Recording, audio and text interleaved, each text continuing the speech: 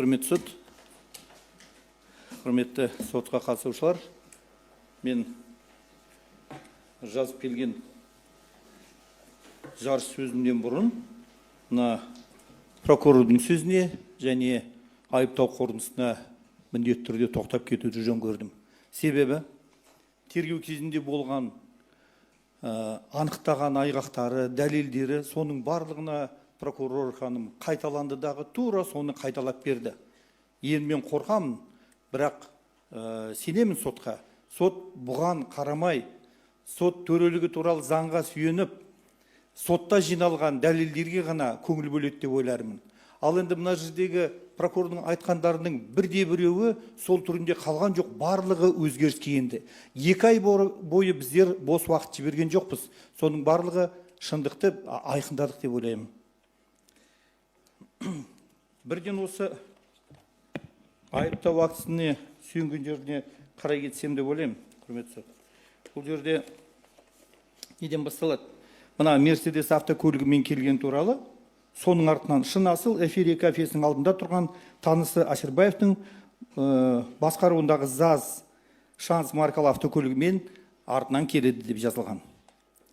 Келесі бетінде осы соңғы жігіттен кейін шамамен 2 минуттан соң, яғни 4-ші, 10-ші, 24-ші жылы түнгі сағат 00:38 минутта, ол минут нәрде айтып отырмын, Қамаржай дүкенінің алдында жиналған жоғарыда көрсетілген Мерс маркалы автокөлігінен бізде 2 шынасыл бар. Белғожаев, Тоқтаубаев, Шынасыл, Ильясов, Сәкиев және 2 қыз келеді дейді.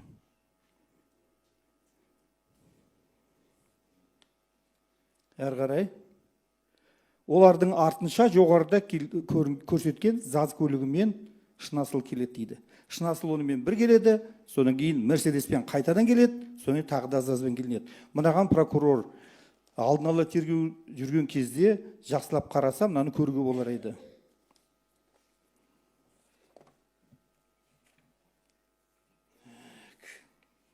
Ал енді мен қысқаша айтып кетем, көп жерін тастап кетейін, белгілегенім көп еді. Болатқа, оның әкесі Нұрымовқа, ағасы Ғайыпбаевқа және досы кәмелетке толмаған Махметке қатысты төбелес бастаған, Шынасыл бастаған деп жазылып отыр жоғары жағында. Шынасыл осыларға өзі жалғыз келіп бастаған сияқты, ешкімнің мына жерде қатысы бұл жерде жазылмай кеткен.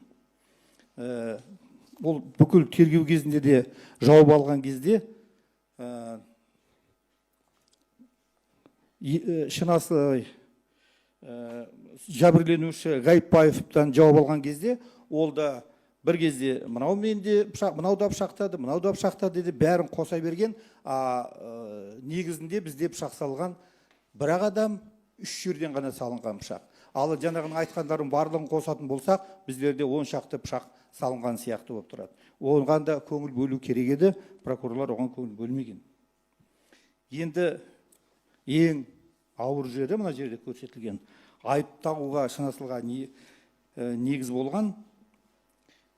Өз қылмыстық ойын жүзеге асыру үшін Шынасыл Қамаржай дүкенінің солтүстік батыс бұрышында 4-ші қазанда сағат 00:42 минутта шамасында Полаттың көрінеу кәмелетке толмаған біле тұра, соңғының әкесі Нұрымов және оқиға орнына сол кезде жалдамалы автокөлікпен келген анасы Бишімбаеваның, әжесі Кадированың жүргендеріне қарамастан, олардың көздерінше аса қатыгездікпен, бұзақылық ниетпен өзінің әрекеттерін қоғамға қауіптілігін ұғына және солардың болуын қалап, кәмелетке толмаған Полаттың өміріне маңызды органы болып табылатын сол жақ жүрек тұсына қасақана түрде бір рет жоғарыда көрсетілген ас пышағын сұғып алған.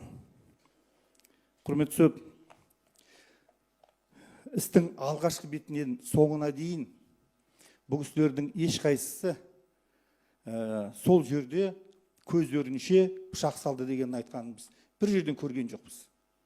Ал енді прокурор ханым осының бәріне сылқы жасап отыр. Ал егерде тергеушінің бүкіл жасағаның барлығын еске алатын болсақ, барлық жіберген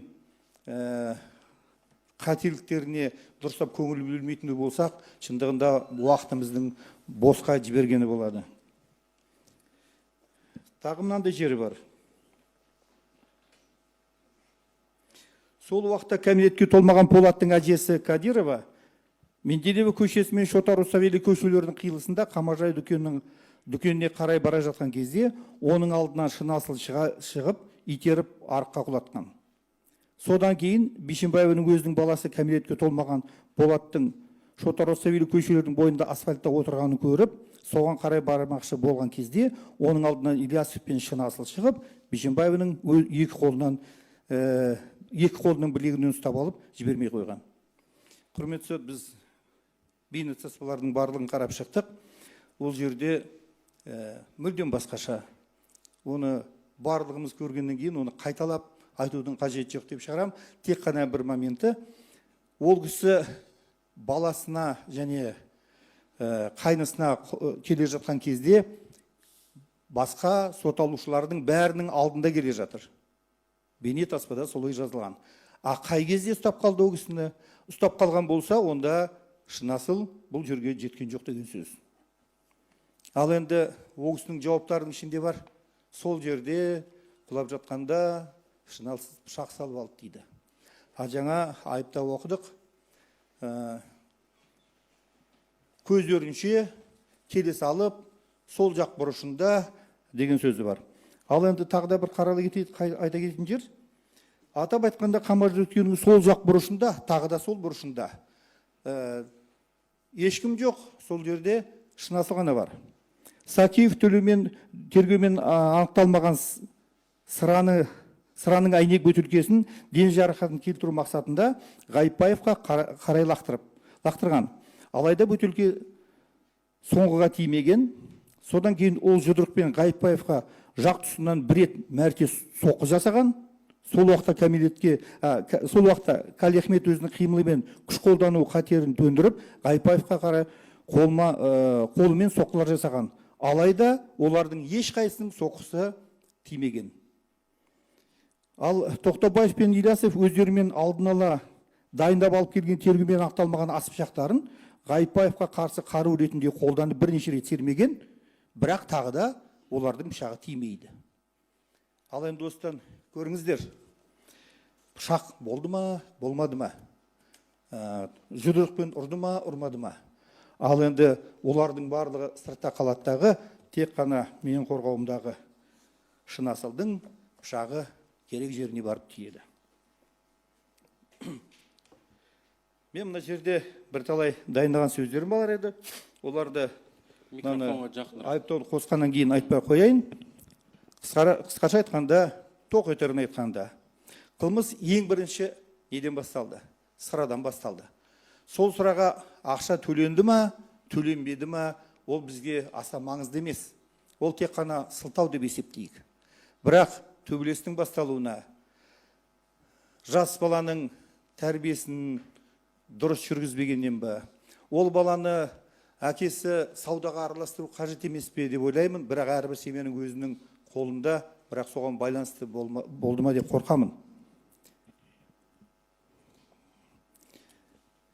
Еті қызу күші тасып тұрған албырт жас жігіттің әскентайға қол жұмсаған дене жарақатынан келтіріп, қанына ағызып, сондай жағдай орын алған. Төбелестің басталуына ересек адам Қаржыбайдың кедергі бола алмағаны, тоқтата алмағаны, сол шындығында сол тәрбиенің өзінің біріншіден жастар емес, өзіміздің үлкендерінің қолында болған еді. Құдықтың ішіндегілердің басқасының бәрі ақылды дейді. Ол жерде арасында болмағаннан кейін әрине біздер білгіш болып, ақылды болып айта береміз де, бірақ оқиға болған жерде не болғанын адамның көптігінен, оқиған сондай қиыншылығына байланысты біздер осы уақытқа дейін шындығына жете алмай келеміз деп ойлаймын. Қаржыбай Шерзаттың достарының жиналуына жол беріп қойды. Жастар сол оқиға орында болмағанда, тіпті екінші жақтан келген үлкен азаматтар осы оқиғаның алдын алар ма еді. Жиналып тұрған балаларды көрген қарсыластар, бүгінгі сотталушыларымыз сол жерде алдында тұрған балаларды көріп, әрине оларда қарап қалмайық деп, сол төбелеске кіріскен.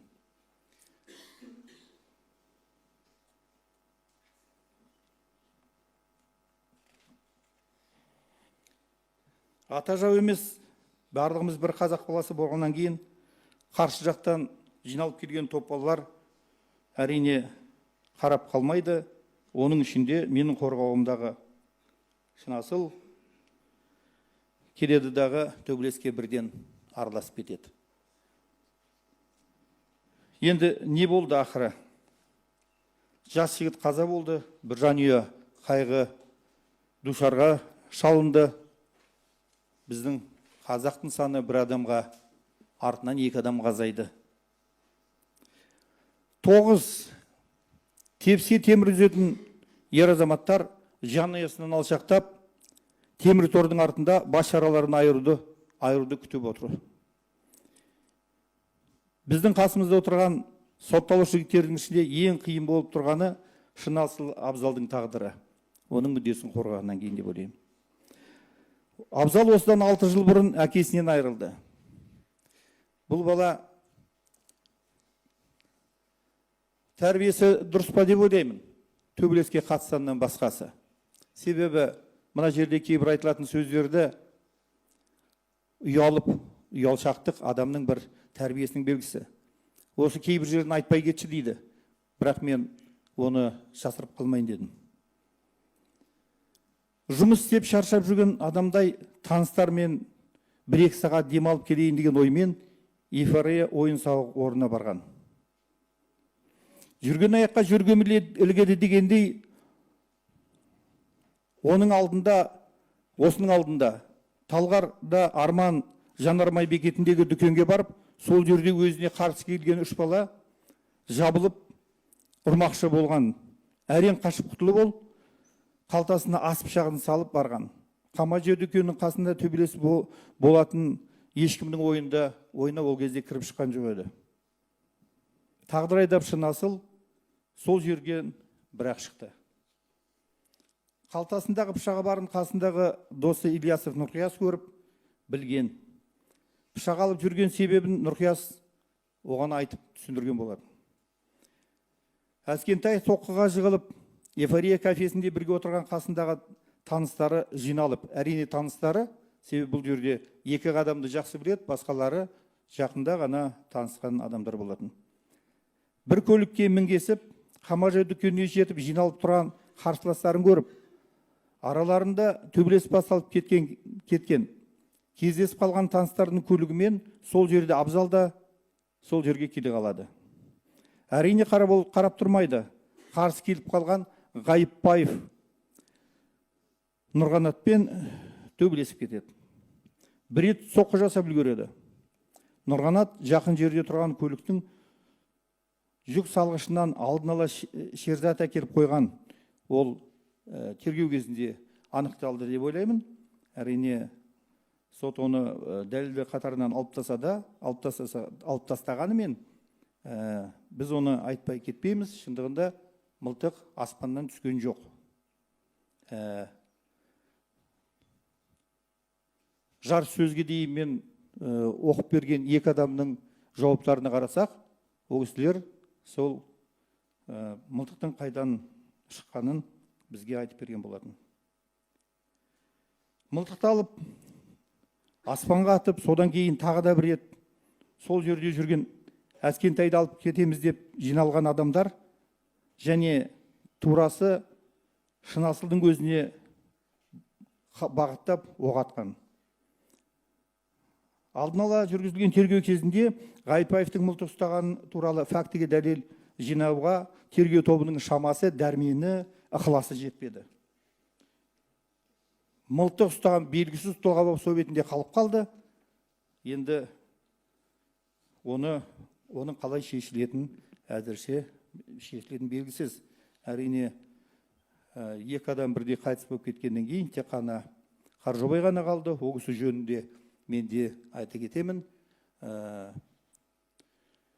Өтінемін, ол кісінің үстінен 420 бап бойынша қылмыстық іс қозғау жөнінде. Себебі ол кісі бірнеше рет, бір емес, бірнеше рет пышақты алып қайтадан тастайды. Сол жерде жүгіріп, тоқтатқанның орнына, басында айтып кеттім, ол кісі тоқтатқан жөн еді деп. Ол кісі шындығында ол қойғызудың орнына өзі керісінше солай жүгіріп жүрді, активны. Кім болса да кезеп тұрып мылтық атқан адамға ашуы келе ме? Әлде келмей ме? Бұл жерде шын асылды түсінуге болады деп ойлаймын. Шын асыл абзалда адам өлтіруге ешқандай ниет болмады. Ондай болса өз жауабында айтты емес пе?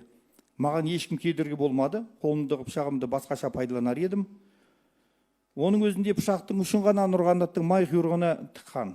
Егер ол пышақты толығымен сұқса, жамба сүйегіне тіреліп, тайып барып, май құйрығын айырып жіберген болар еді.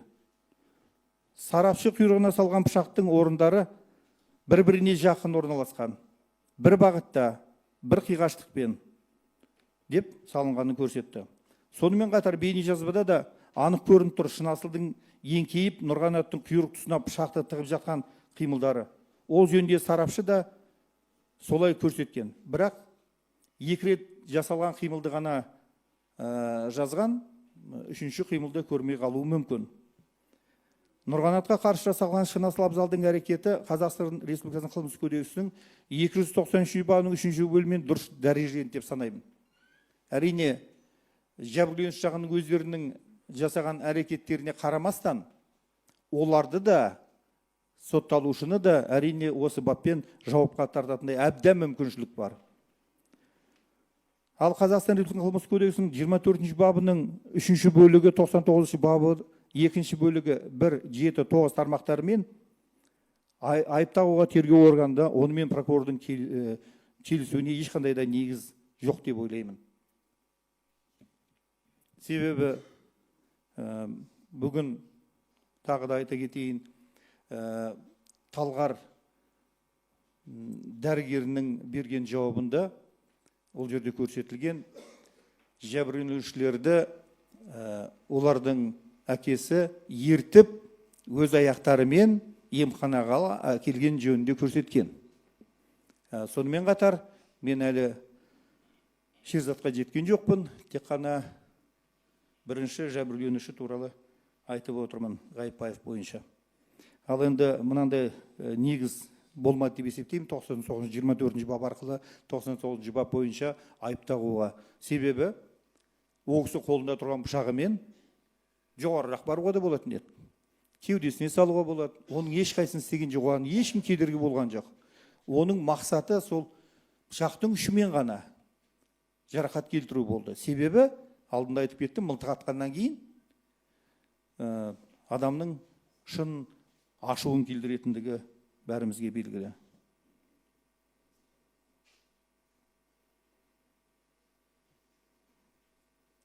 Сот отырысында сарапшы Жолымбетов Нұрғанатқа келтірген дене жарақаты өміріне қауіп тудырмайтын жарақат екенін сот отырысында негіздеп берді. Бұл жерде сарапшының сараптамасы да Нұрғанаттың құйрығына салынған пышақтан адам өліміне қауіп төнбейтіні белгілі. Тергеу органы қылмыстың қоғамда наразылық алуына байланысты соған ғана келтірген дене жарақатына байланысты Нұрғанатқа ауыр қылмыс жасады деп айып таққан болар деп ойлаймын. Мына жерде тағы да бір айта кететін жері бар. Шындығында эксперттер көрсетіп отыр бағытын, ал енді шын асыл ең алғашқы күннен бастап айтып келе жатыр. Мен солай істедім. Оған ешкім кедергі болған жоқ ол кезде. Ешкімді оған тоқтатқан да жоқ. Ешкім аузын жапқан жоқ. Ешкім оған қысым көрсеткен жоқ ол кезде. Бірден өзінің пышақтаған жөнінде жасырмай айтып берді. Оған сенбеуге ешқандай негіз жоқ деп есептеймін. Істің 20-шы бумасы 40-шы бетінде жауап алынған Талғар аудандық ауруханасының қабылдау бөлімінің дәрігері Халидолла бізге соны баяндап бергенін бүгін сіздерге оқып берген едім.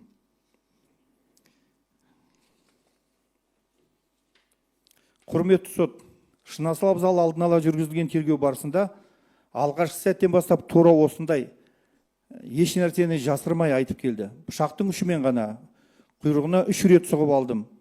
Оның ешбір бұрмалауы болмады, баршындықты сол кезден айтып келді. Әбден оған басқалардың бағытын өзгерткенге дейін. Ал енді Шынасыл Абзалға тағылған негізгі ауыр айыпқа ерекше тоқтаған жөн деп ойлаймын. Оған Қазақстан Республикасының қылмыстық кодексінің 99 бабының 2 бөлігі 5, 9, 14 тармақтар бойынша жәбірленуші Болатқа пышақ тығып өлімге жеткізген, қылмыс жасады деп айып тағылған. Шынасыл Абзал тағылып отырған айыпты мойындамайды. Ол қылмыс жасалып, ұсталып, полицияға алып келген кездің алғашқы мезетінде 3 қазан, 4 қазаннан қараған түні полиция мекемесінде бар шындықты айтып, ағынан жарылған. 4 қазанда сағат 12:50-ден сағат 14:56-ға дейін 2 сағат бойы берген жауабында 3 күн бұрын өзінің ұрған жігіттерден қорғану үшін үйінен алып шыққан пышағы болғанын, Нұрғанатқа құйрық тұсына 3 рет салғанын жасырмай толығымен мойындап айтып берген. 4 қазан күні 2 рет жауап алғанда тергеушінің қосымша берген жауаптарына түпкілікті толығынан шынын айтып берген, тағы да толықтырып. Одан басқа ештеңе одан қажет емес еді. Алдын ала жүргізілген тергеу кезінде 3 рет берген жауабында Шерзатқа пышақ салдым деген. Себебі Сахиев Рабил, Ильясов Нұрқияс, сенде ғана пышақ болды, сен мойындамасаң болмайды, бәрімізге бірдей ауыр айып тағылып, жағдайымыз ауыр болып кетті деген соң, оның үстіне полиция қызметкерлері қосылып айтқанын ескеріп, мойнына ала салғаны белгілі. Аңқау елге арамза молда дейді. Елдің алдауына сеніп, Шерзатқа пышақ салып алдым деп, өз жасамаған қылмысты мойнына ала салды. Іс сотқа түскенде Шынасыл мойындап берген жауаптарынан айнып, алғашқы берген жауабымды қаламын, сол кезде берген жауаптарым дұрыс, Шерзаттан төбелескен жоқпын. Пышақ салатындай онымен кездеспедім де. Сот отырысында бар шындығын не себепті мойындаған айтып берген еді. Шынасылдың Шерзатқа пышақ салды деп айтуына себепші болғандар Сахиев Рабил, Ильясов Нұрқияс өздері жарыс сөзінде мүмкін айта кетеді деп ойлаймын. Шынасыл Абзалдың туып өскен жері Талғар қаласы. Қасындағы достары Рысқұлов колхозының бұрынғы 2 бригадасы, хутор деп атап кеткен Тұрар Рысқұлов ауылы. Ол жердің жағдайы осы іске байланысты атағы шығып, атың шықпаса жер өрте дегендей жаман авторитетке ие болды. Бірақ ол жерде жақсы адамдар тұрады, еңбекқор адамдар тұрады. Енді қылмыс жасайтын адамдар барлық жерде кездеседі, сондықтан бүкіл ауылды сондай жаманатқа аударып, хутор деп, біз қазақтың тіліне жанаспайтын тілмен атаған дұрыс емес. Тұрар қазақ мемлекетіне еңбегін сіңірген Тұрар Рысқұловтың атында.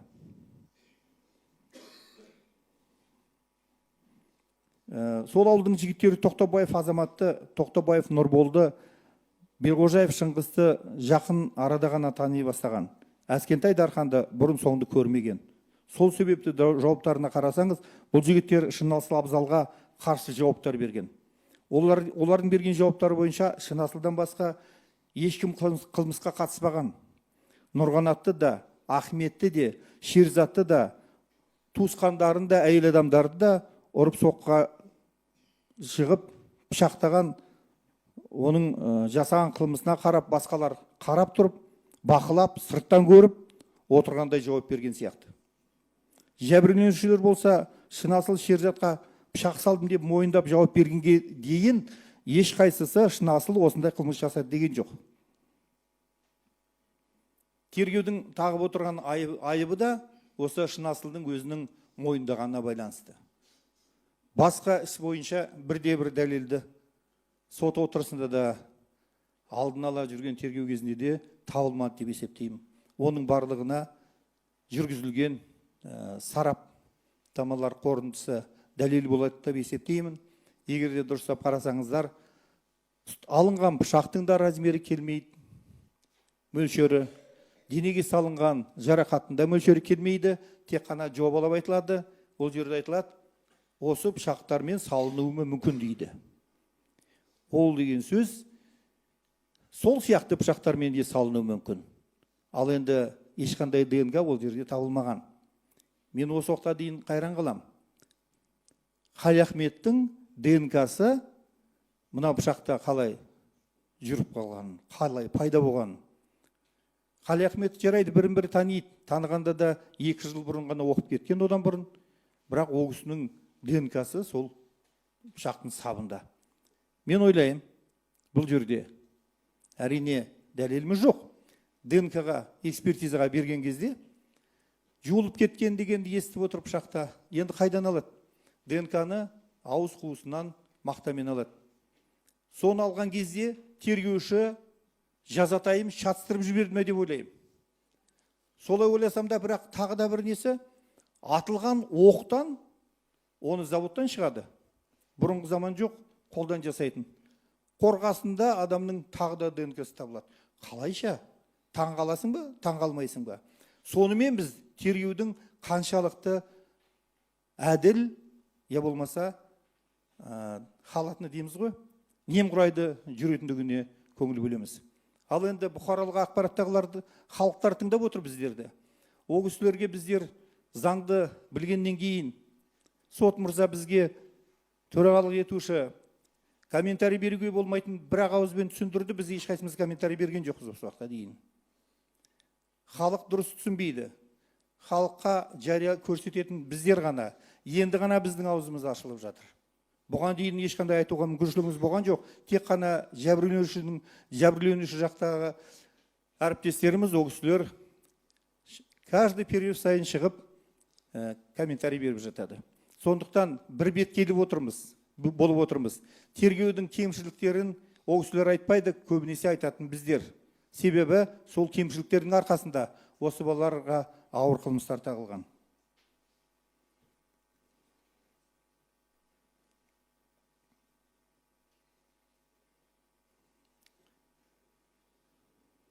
Жәбірленушілер болса, шынасыл шерзатқа пышақ салдым деп айтқаннан кейін содан бастап жауаптарын өзгертті деп айттым. Олар шындықты айтқанның орнына бұрмалаумен айналысты. Тергеуден бар шындықты жасырып қалды. Мылтықтың қайдан пайда болған, кімнің қолында болған жасырды. Жәбірленушілер шындықты айтатын болса, төбелестің қалай болғанын, неден шыққан толығымен айтар болса, өздері кінәлі болып қалады деп түсінді. Сот дәлелдер қатарынан алып тастаған сол полиция қызметкерінің жасаған бейне түсірімінде Ғайыпбаевтың айтқан сөздеріне құлақ асуға әбден болады. Ол ауырып жатқан адамға ешкім алынған жоқ бет. Кешіріңіз. Оған ешкім қысым көрсеткен жоқ. Жарайды, заңсыз болсын, заңсыз жасасын. Но бірақ шындық, бізге заңнан гөрі шындық көп тартады біздің халыққа. Соны ескерген жөн деп ойлаймын. Істің 22-ші болмасының 122-123 беттерінде Куә Тілеубек ұлының жауабы бар. Ол кісі істің бұрмалауына ешқандай мүдделі адам емес. Ол кісі жауабында Ғайыпбаев Нұрғанаттың киімдерін, түр-түсін жазып береді, айтып береді. Мылтықтың сол кісінің Ғайыпбаев Нұрғанаттың қолында болған айтып берді. Істің 25-ші болмасы 120-121 беттерінде Куәшірбаев та соны айтады. Мылтықтың Нұрғанаттың қолында болған.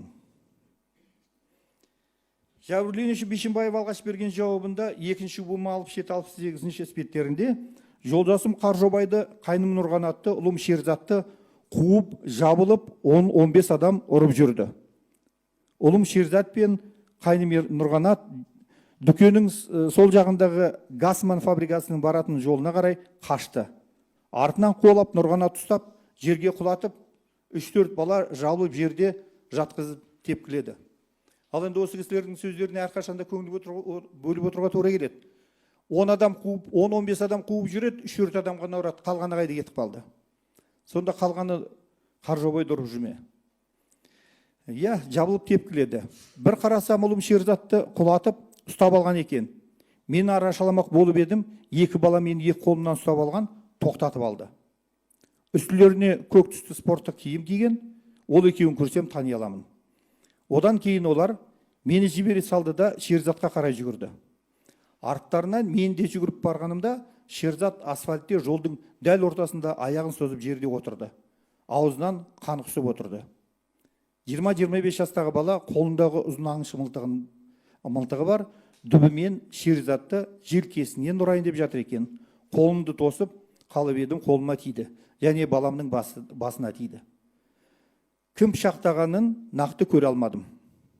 Мені жібермей ұстап тұрған кезде артынан білмей қуып келе жатқан бала пышақтаған болу керек деп берген. Ал енді тағылған айыпта ол жерде емес, оған дейін дүкеннің сол жақ бұрышында оқиға болды деп айып тағылған. Осы Бишімбаеваның көзінше делінген. Бишімбаеваның бір жауабы осылай. Әр қарай тағы да басқа жауаптар бар.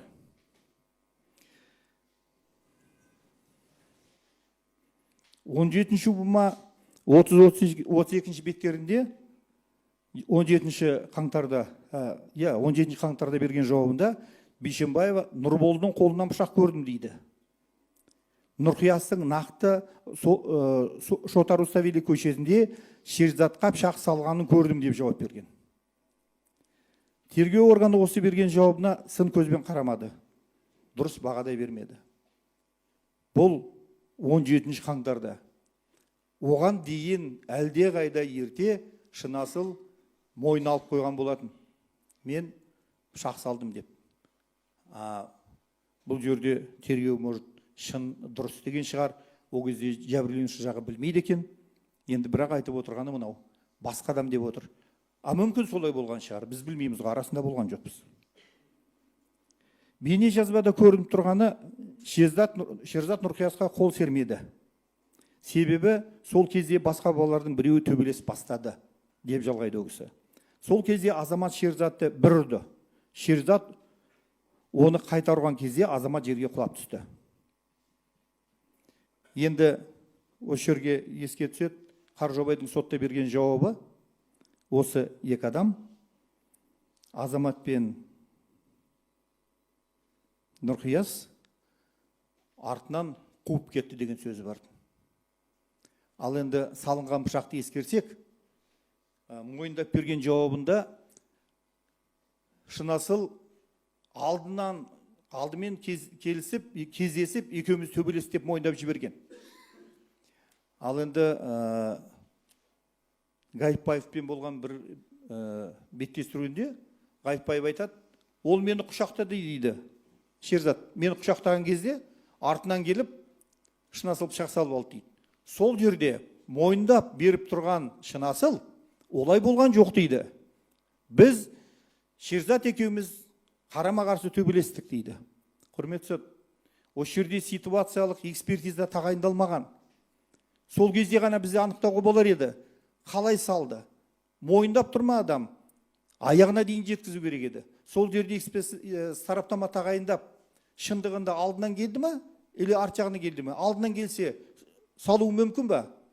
Біз осы Шерзаттың сол мойындаған жауабын алып ұстап алдықтағы мінекей пышақ солай салынған дедік. Ал енді Ғайыпбаевтың сөздеріне қарайтындай болсақ, жалғыз Шынасыл ғана салды деп тұрған жоқ ол кісіде. Бишімбаева да жалғыз Шынасыл салды деп тұрған жоқ. Барлығы айта салады. Тесе терекке, тимесе бұтаққа. Ауыздарынан сөз шықты да кетті. Бірақ оны дәлелдейін, анықтайын деген бір тергеуші болған жоқ. Бізде, құрметті сот, ол жерде топ құрылған. Топ тергеушілері. Жарайды, районды былай қойық, облыстан бөлініп отырғаннан кейін, біздердің ұғымымыз бойынша, халықтың ұғымы бойынша, облыста керемет тергеушілер жиналады деген. Ал енді мына тергеушіміздің қойған сұрақтарына қарасаңыз, қарнымыз ашады.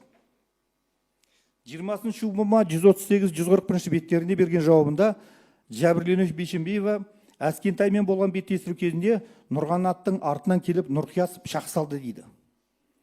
Шерзат артқа қарай шегінген кезде жерге құлап қалды. Мен қасына жүгіріп барған кезде қабырға жағынан пышақ кіргенін көрдім деді. Тергеушінің сіздің балаңызға пышақты кім салды деген сұрағына Шерзатқа пышақты Нұрқияс салды деді.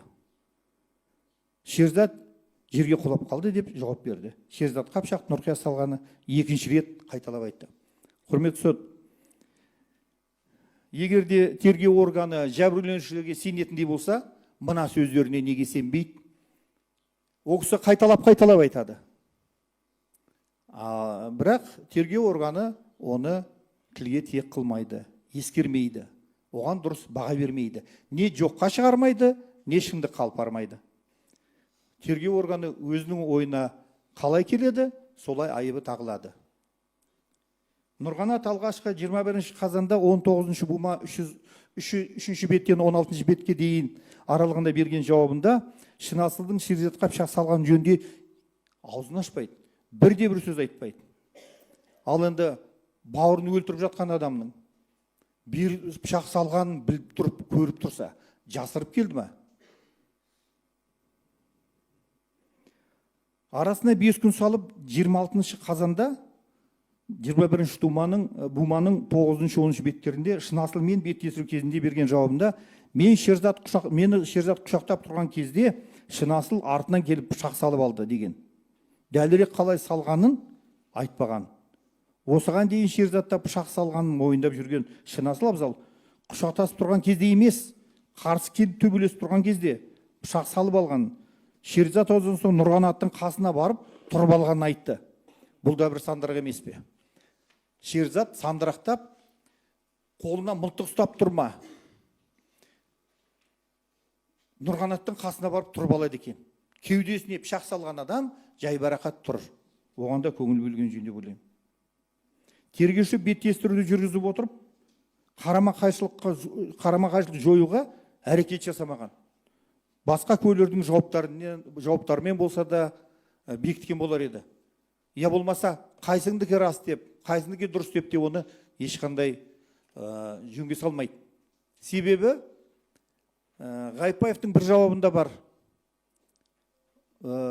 Мені келіп Шерзат құшақтады, сонан кейін мен оған қаш дедім, ол қашып кетті. Қашып барды дағы 10 метрден кейін құлады. Содан кейін мен оған жүгіріп барып құшақтап отырдым деген сөзі бар.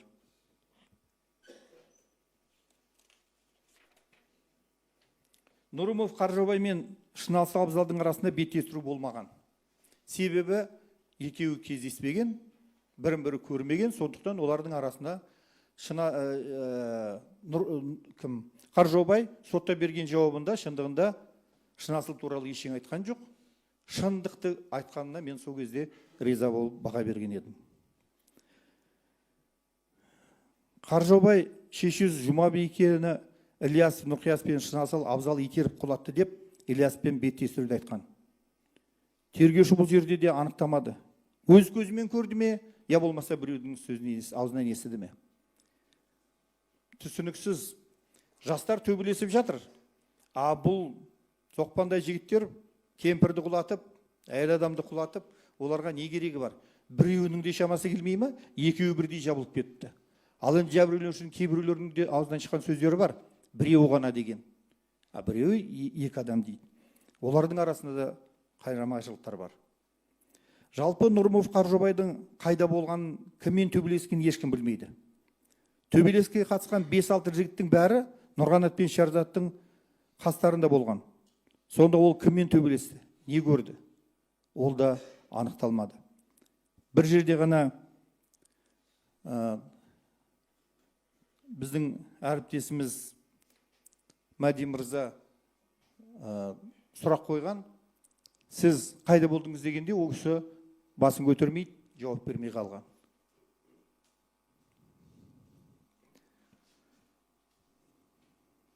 Ал Ғайыпбаев Нұрғанаттың жауаптарын алсақ, шым шытырық, бір жауабы екінші жауабына мүлдем сәйкес келмейді. Істің 19 бумасы 7 бетінде 21 қазанда берген жауабында Нұрғанат барлығы маған қарай келе жатты.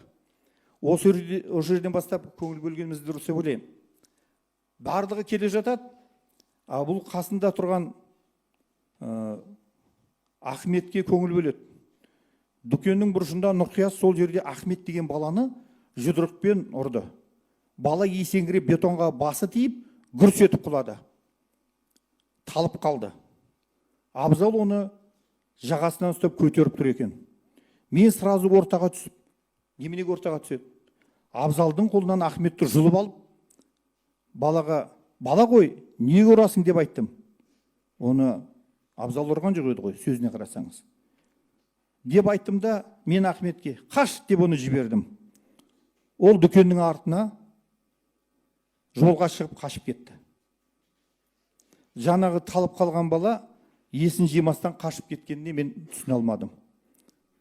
Ал Нұрғанатқа келе жатқан талпа, топ бала, олар жоқ болып кетті. Олар туралы әрі қарай сөз жоқ. Ол туралы Нұрғанатта ешнәрсе демейді, тергеуші де анықтағысы келмейді. Істің 24-ші болмасының 29-ші бетінде 15-ші қарашада берген жауабында Нұрғанат былай дейді. Ахметті бірінші болып Абзал ұрғанын көрдім. Сол тұрған жерге барып, жігіттерді тыныштырмақшы болдым. Сол сәтте Шерзат артынан құшақтап дүкен бұрышына қарай тартқан. Сол сәтте Шерзаттан қашып кетуді сұраған. Сол сәтте төбелес басталып кеткен жан-жақтан соққы ұра бастаған. Тағы бір сәтте Шерзаттың айғайлаған дауысын естігендіктен оған қарай жүгірген. Шерзат жерге жатып қалған кезде оның артынан құшақтап отырған. Сол сәтте төбелеске қатысқандар жан-жағынан соққы жасап ұрған.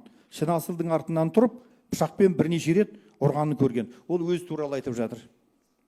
Шынасыл келгенде оның артынан пышақпен ұрғанын көргенмін дейді. Енді Шынасыл өзі айтпаса, ол кісінің айтқаны шындыққа келмеседі. Себебі тепкілеп құлап қалған адам қалай басын көтеруге шамасы келмейді ғой. Және де ол жерде қараңғы.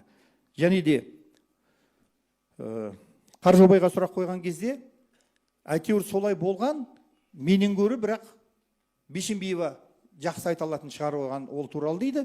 Бейшенбиева өзінің баласын құшақтап, басымен жауып отырған адам 2-3 метр жердегі қараңғыда ағаштың арасында пышақ салынып жатқан, тепкіленіп жатқан қайнысына қалай пышақ салынғанын көргеніне мен таңым бар.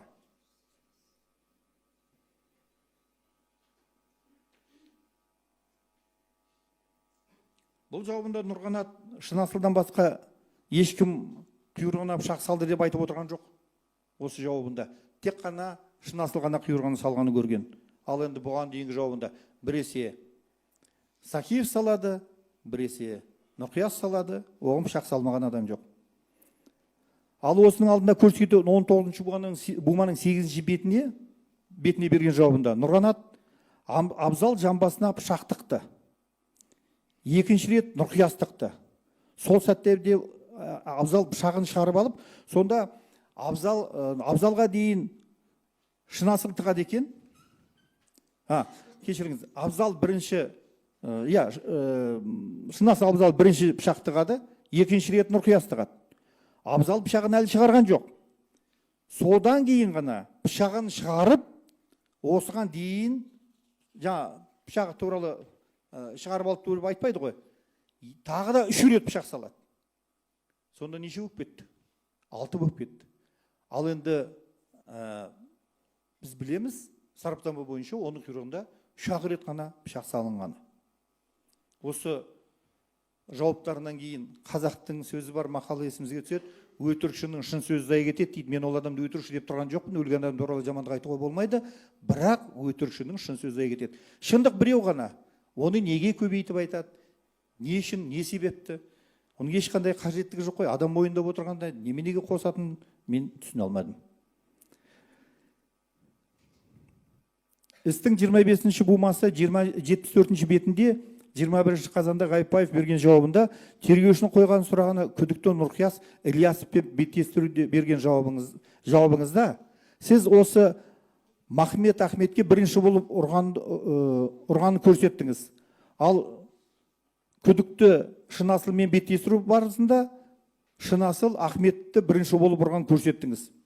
Жауаптарыңызда не себепті қарама-қайшылық орын алып тұр деген сұрағына Ғайыпбаев Нұрғанат Ғайыпаев Нұрғанат, Шынасыл Ахметті ұрған болатын, Нұрқияс Ахметті ұстап тұрған болатын. Мен солай айтқым келген, ал Шынасылдың ұрғанын көрсеттім деп жауап берген. Мен түк түсінбедім мына жауаптан. Кім ұрғанын, кімнің ұрмағанын, кімнің ұстап тұрғанын, бір жауабында ешкім ұстап тұрған жоқ. Ұрғанда ол ұстап алады дағы. Қаша қой дейді, ол қашып кетеді. 20-шы бума істің 162-ші бетінде 10-шы қазанда Ғайыпаев Сахиев арасында болған беттестіру кезінде Ғайыпаев Нұрқияс Ахметті ұстаған. Сол сәтте Ахметті Шынасыл ұрған. Енді басқаша болып кетті. Ғайыпаев Ахметті көтерген сол кезде оған жабыла бастаған. Ғайыпаев Ахметті көтерген екен, сол кезде жабыла бастаған екен. Ал енді қашып кеткен туралы тағы да сөз жоқ. Сахиев бірінші болып жақ тұсынан жұдырықпен ұрған. Сахиев ұрған бірінші болып. Содан кейін Шерзат келіп Ғайыпаевты құшақтаған. Ғайыпаев оған қаш деп айтқан. Шерзат қашып бара жатып 10 метр жерге отырып қалған. Және айғайлаған. Сонда Ғайыпаев оған жүгіріп барған. Шерзаттың пышақтан дене жарақатын алғанын көрген. Сол кезде Сахиев бірінші келіп Ғайыпаевтың оң жақ жамбас тұсынан 2 мәрте пышақпен дене жарақатын келтірген. Және Шерзатты басынан аяқпен тепкенін көрген. Қаржаубай сотта берген жауабында Шерзат пен Нұрғанатқа қашып бара жатқанда артынан Шыңғыс пен Азамат қуып кетті деп айтқан болатын. Шерзатты қуған адамдардың қашуға мүмкіншілік болса, онда Шерзаттың ол кезде дене жарақатының болмағаны. 45-50 метрге қашты деген жер барды. Сонымен кім болғаны? Шерзатқа пышақ салған. Жазықсыз адам сотталып кеткенде шынымен пышақ салған адамның ары бұндайды көтере ме? Әрине, пышақ салынды. Кімде болса да осы балалардың біреуі. Ол басқа келіп, сырттан біреу келіп салып кеткен жоқ. Ал енді бұлай қарасақ, Шынасылдың ол адамға адам өлтіруге, я болмаса пышақ салуға бір негіз болады. Шынасылмен бұрын таныс емес. Әскентайды айтып отырмын. Оның жыртысын жыртып қайтеді. Әскентайды біреу ұрды деп, ұрды не, ұрмады не? Оған қандай шатағы бар? Оның не кіріп кетер алыс берісі бар? Оны бірден танымайды, оны қорғайтындай ол кісіде ешқандай мотив болған жоқ. Мотив болса, Әскентайды деп айтуға болады. Себебі Әскентай таяқ жеп қалды. Ал бірақ жазбадағы қарасақ, бейне жазбаға, Әскентай біреуді өлтіретіндей адам емес. Әскентай өзі арық таяқ жеп жүрген бала. Камерада өзінің қасында жүрген Шынасылдан да таяқ жеп жатыр. Бірақ Шынасылдың, айтып кеттім, қолында спицасы бар, иығында салған, қолы қисық, оң қолы. Ұрғанын қарасаңыз, мысықты да құлата алмайды. Әскентайды ұрып жібергенде ол шегініп кетеді. Ешқандай құлау деген жоқ. Екінші ұрғанында қолындағы ұстап келе жатқан курткасы аспанға ұшып кетеді. Осындай Әскентай біреуге қылмыс ауыр дене жарақатын келтіреді деп ойламаймын. Ал енді шындығында осы балалардың өзі ойланғаны жөн. Бәрібір шындық ашылады. Бәрібір өлтірген адам табылады. Адам өлімі еш уақытта жібермейді, ұйқы бермейді жоқ болса, тым болмаса. Екінші бума 4-ші қазанда 104-ші бетінде Тоқтабаев Нұрбол Шынасыл Абзал Шерзатты пышақтап жіберді. Ағасы Азамат Нұрғанаттың жамбасынан пышақ салды деп жауап берді.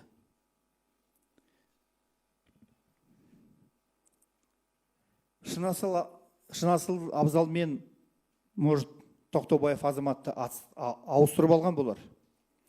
Бұл кісі қайдан біледі Шынасылдың пышақ салғанын? Неге ол жерге өзінің бауырын қосты? Қанша жерден адамға қысым келсе де, қаптап отыр адамдар, любойына көрсетсе салуға болар еді. Алады дағы өзінің бауырын көрсетеді. Содан кейін маған қылмыс көрсетілді деп қана жауап береді. Осы жерде отырған адамдарының кез келгеннің қолында пышақ болды. Кез келген сол пышақты сала алды. Ал енді өздеріңіз дәлдеп көрулеріңіз керек еді, сіздерде пышақ болмаған. Ол жерде Ғайыпбаев қана, нет, Ғайыпбаев бет, Ғайыпбаев емес, кешіріңіз, ол жәбірленуші ғой. Қалиахметов, оның сөзі кішкене шындыққа жанасады.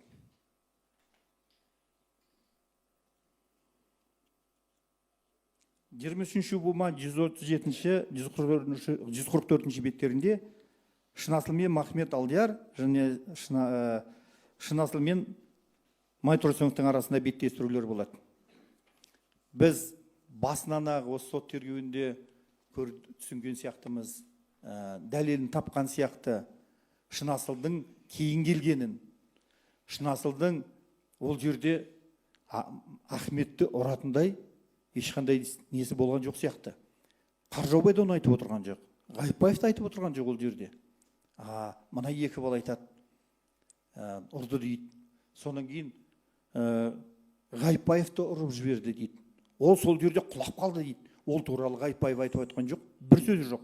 Сондай куәлерді біз оларды.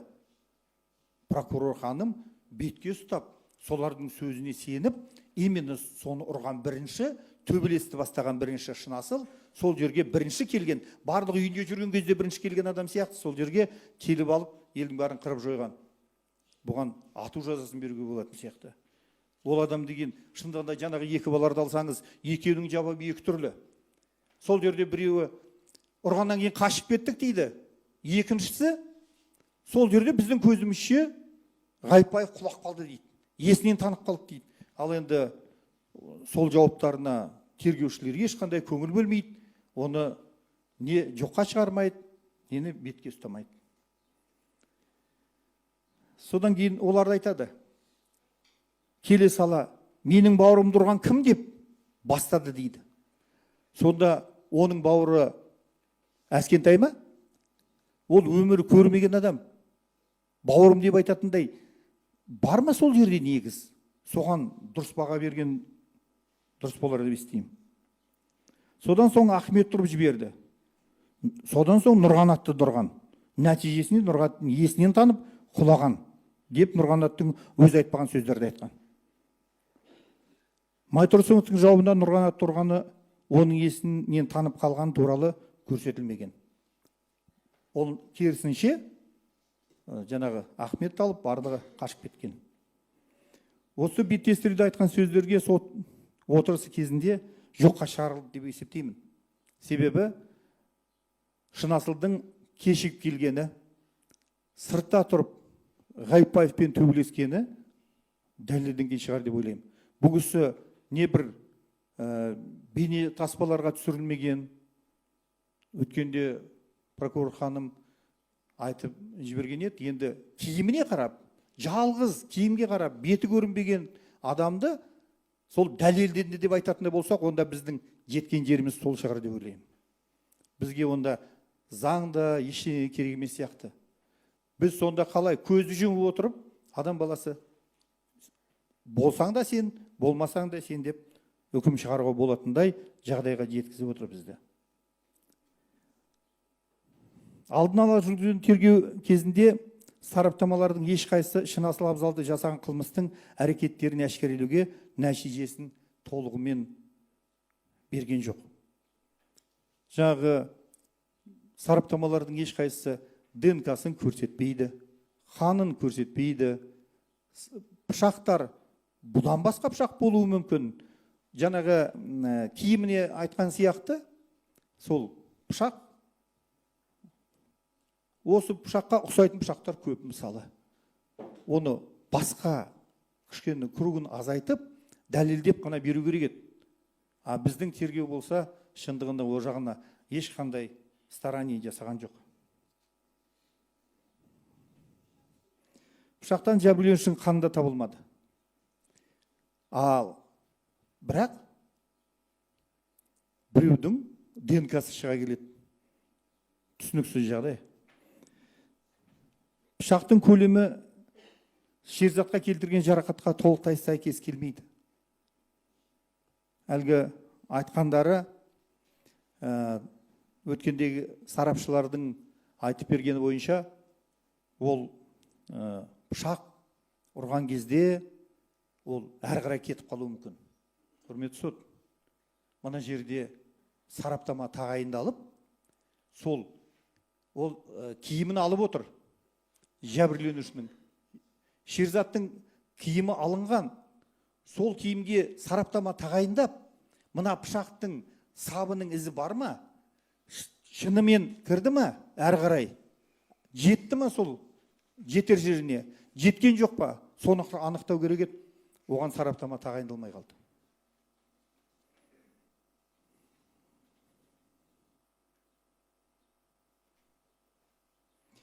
Қаржаубайдың қолына ұстап жүрген ас пышағы сараптама жасауға алынып ұсынылмады. Бейне жазбадан барлығымыз көріп отырмыз, оның қолында қандай ұзын пышақ екенін, ас пышақ екенін. Сараптамаға қандай пышақ берді? Десертін пышақ беріп отыр. Оны өзін камерамен салып, үлкен телевизормен қарағанда да көрініп-ақ тұр. Енді неге ол адам жасырып қалды? Неге пышақты жоқ қылды? Соған қарағанда адамның басына ой келеді. Сол пышақ мүмкін Қаржаубайдың қолында жүргенде баласымен біріне бір итерісіп, папа кедергі болма деп, оның папа араласпа деп, папасын сүйреп жүрген кезде нақақтан нақақ абайсызда тиіп кетуде мүмкін ол пышақты. Оны неге біз жоққа шығарамыз? Неге оған сараптамамен тиянақты жауабын алмаймыз? Оған сараптама жасалмай қалған. Неге? Неге ол жасырды? Осының ар жағында бір гәп бар деп ойлаймын. Сол пышақтың қатысы жоқ екенін, тым болмаса, жоқ екенін анықтау үшін сараптама тағайындау қажет еді.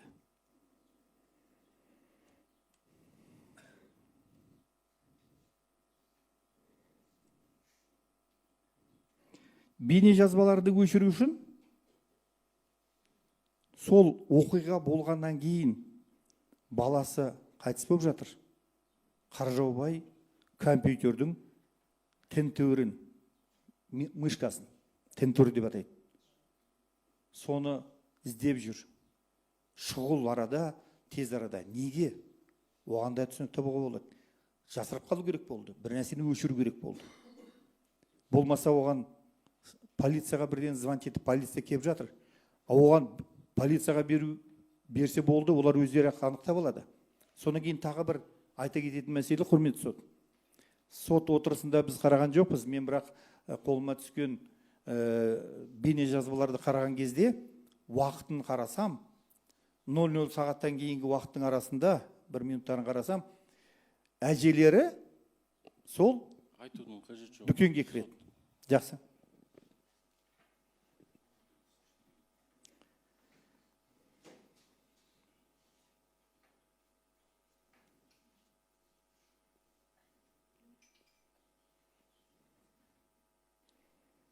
Құрметті сот, негізі Шерзаттың әкесі Қаржаубай емханаға жетектеп әкелгеннен кейін бұл жерде кім жасаса да ол бөлек. Менің адамды шын асылды мен басқа бап бойынша ақтап алуды сұрап отырмын. Бірақ кім жасаса да оған келтірілген дене жарақаты 106 баптың 2 бөлігінің 7 тармағымен дәреленген дұрыс деп есептеймін. Себебі адам емханаға келгенше тірі болған. Ол адам ауруханада өлгені анықталып отырса, неге біз оны 99 баппен дәрежелеуіміз қажет? Соны мен прокурордан күтіп едім, ойлап едім. прокуратура әдетте егерде дәлелі жетіспей тұрса, өзі қайта дәлелдеуге көшеді деп. Мына жерде айыптау актісінің өте үлкендігіне байланысты болғандықтан ба, может, сондықтан болар, ол кісілер ондай жағдайға неге бармаған. Сондықтан бізге ондай тағылған айып өте ауыр, орынсыз, және де бір жағынан қарасаңыз, прокурордың бүгінгі сұраған жазасының өзін қараңызшы. Соның барлығы бізде мынау ақпарат құралдарына бізді ашық сот отырысына қосқанның салдары деп ойлаймын. Оған өзіміз кінәліміз. Бірақ бір жағынан халықтың көзін ашқанға өте қажет. Бірақ біздің заман ол емес. Бізде тергеу жағы өте слабый, нашар болып тұрған кезде бізге ақпарат онша біздің теңіміз емес деп ойлаймын. Әрине, халықтың көзін ашқан жақсы, бірақ сонымен қатар тергеудің де күшеюі жетсе соған, талабымызға сай келетін болса, қазақ айтады, көрпеңе қарап көсіл дейді. Біздің халық түсініп жатқан жоқ оны. Біздің заң өте жақсы, бірақ орындалуы, жасалуы өте кішкене артта қалып келе жатырмыз. Бұндай жағдайда халықтың барлығы қазір түсінбеушілік жасап жатыр. Барлығына бірдей ату жазасын сұрап жатыр кейбіреулер. Оған түсінікті.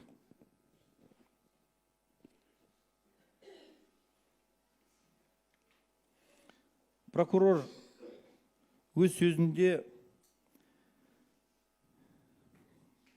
тергеу сот отырысы кезінде Шынасылдың төбелесі басталып кеткеннен кейін естіп отыр, көрді, барлығы анықталды.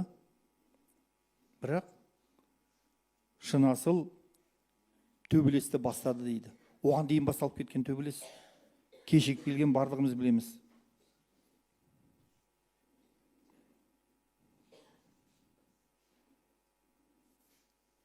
Физика-техникалық сараптама өтпеді деп жаңа айтып кетті. Мен, құрметті сот, соның салдарынан біздер қай пышақтың енгенін, қай пышақтан адамның өлгенін осы уақытқа дейін анықтадық деп айта алмаймыз. Осындай жетіспеушілік тұрған кезде біз өзіміздің бауырымызды біреуінен айырылсақ, біреуін түрмеге жіберіп шертетіндей болсақ, біздің ісіміз алға баспайды деп ойлаймын. Бұл жерде дәлелді таппай, қазіргі дамыған заманда соны қолымызға алмайынша қалай біз адам баласына сондай үкім шығарамыз. Оның сержанттың киімін алған, қолдарында болған, неге соған біз сараптама тағайындамадық?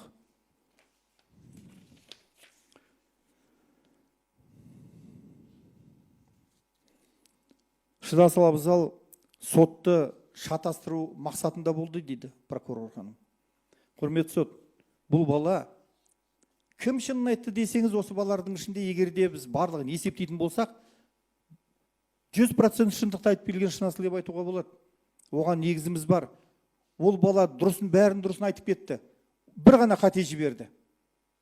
Просто елдің сөзіне сенді дағы, мойныма ала салайын.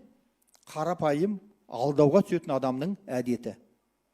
Мошенниктерге түседі ғой адамдар, сол сияқты бұл адамда өз айты жарайды, ала салайын, нем кетті деген сияқты. Нем кетпеді. Енді міне ақыры бұл баланы ақтап алу өте қиын. Прокурор бұған үлкен жаза сұрап отыр.